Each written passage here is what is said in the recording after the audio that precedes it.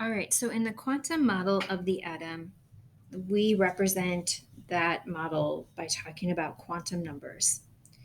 There are four quantum numbers, so we're going to talk about each one individually and also talk about how it relates to the periodic table. So you may want to take out your periodic table to jot some notes on it as we move along our lecture today.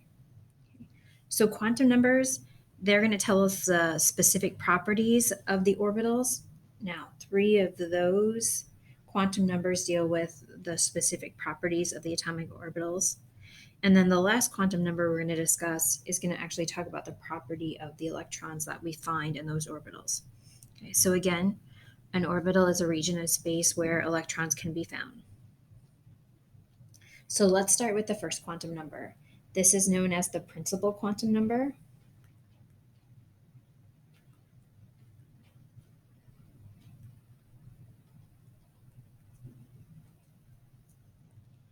And the symbol we use to represent the principal quantum number is the lowercase letter n.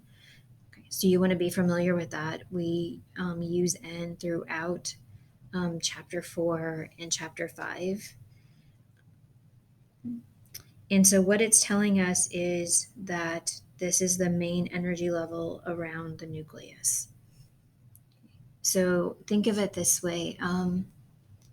Let's compare our atom to an apartment building. So the floors in my apartment building would be equivalent to the energy levels around the nucleus.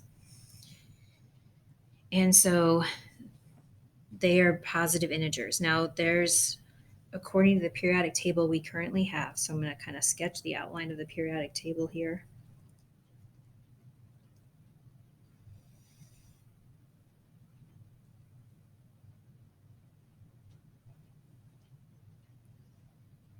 Okay. And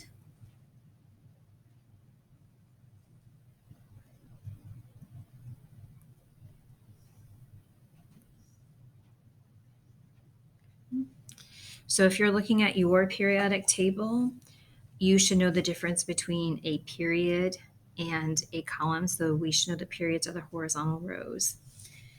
So you should have already hopefully maybe numbered your periods on your periodic table. If not, then I would do so now. So it makes it easier when we go to write electron configurations in our next section.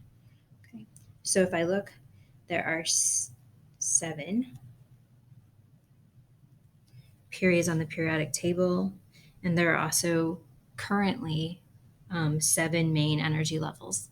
So for those of you who may be thinking about going on to second year chemistry, in second year chem, we don't quite accept that we're finished with our periodic table. We think maybe there's more elements yet to be discovered, which means that it's possible that we could have even more energy levels, so hypothetically speaking.